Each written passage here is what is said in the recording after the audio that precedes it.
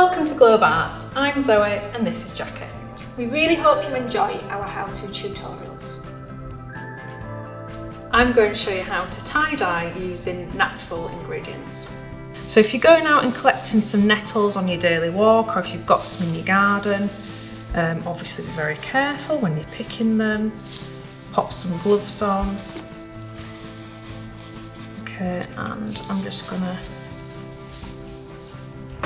get those in there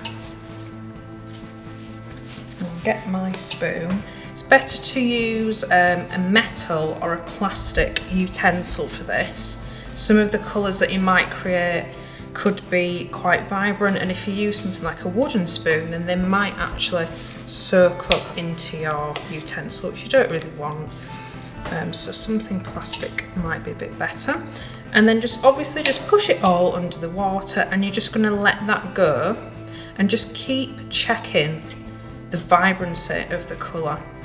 And if you want quite a subtle effect for your tie-dye, then don't cook it for too long and don't add too much. If you want to try and get quite a vibrant colour, then obviously you're going to add more.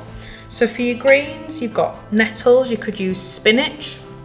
So anything from the kitchen that is either left over or might even be going off in the fridge, don't throw it out, you can use that. I've got some broccoli here, just a stalk of a broccoli, that can go in with that as well. That's going to give us a nice little light green. Okay, so we'll use that bit up. We have got some sweet potato skin that's been peeled off. That's going to give you a very, very subtle colour. Okay, so we can use that for some very light browns. Old tea bags, or we've got some coffee grounds that you can use those, so just keep those up. They've obviously been brewed anyway, so you don't need to heat those up again. You can just add a little bit more water.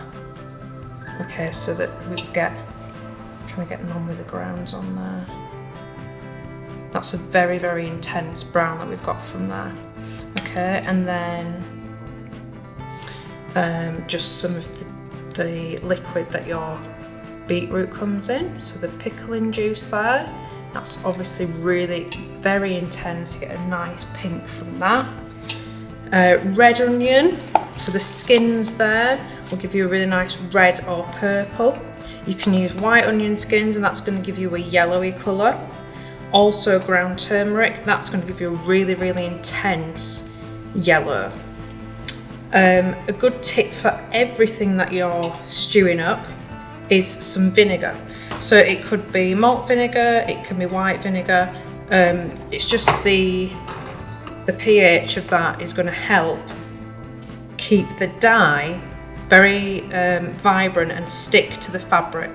Okay, so it'll help it fix. So just keep checking this. Oops. Have it on a very, very low simmer. And then just keep popping something that you can actually see the colour a little bit better. So I'd probably leave that for about an hour. I'd add even more in there because nettles are only going to give you a very, very subtle green. Okay, and that is the same process for everything that you've got. The less water you use, the more vibrant your colour is going to be, and the more water you use, the more it's going to dilute that pigment that you're achieving. Okay, so now we're going to do the tie-dye for the fabric. We're going to work out how to tie them.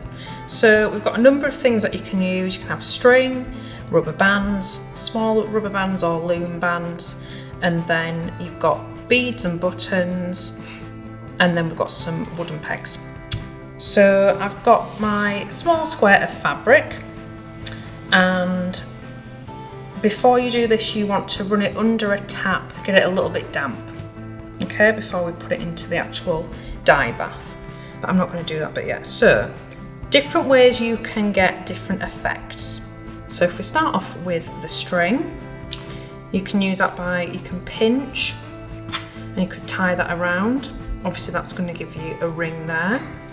Do the same with the elastic bands.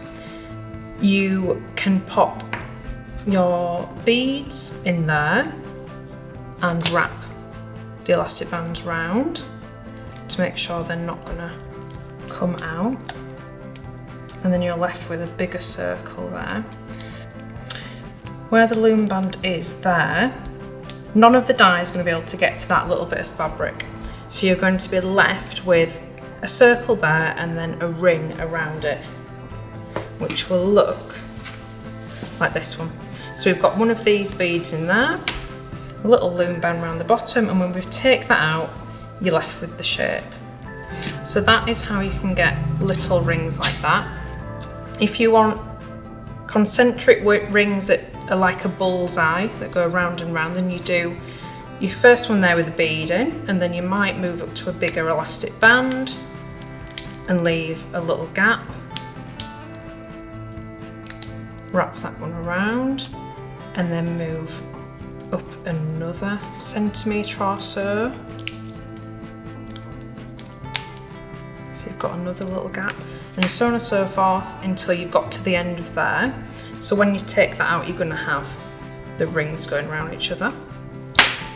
If you want to do a little bit of folding and get some more geometric lines in there, or maybe form some shapes, that's where the pegs come in, and you'll do some folding.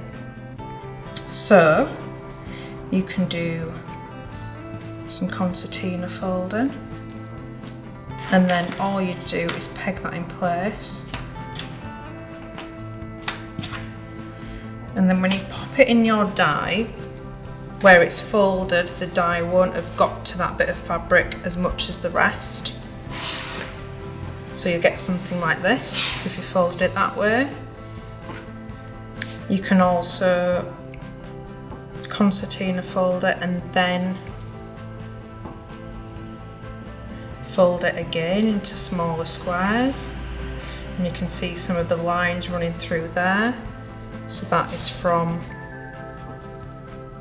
folding it really, really small, pegging it in place so it holds down once you put it in the die. So there's lots of different ways you can do it, all the different bits of equipment. Just have a little play around and see what you can do.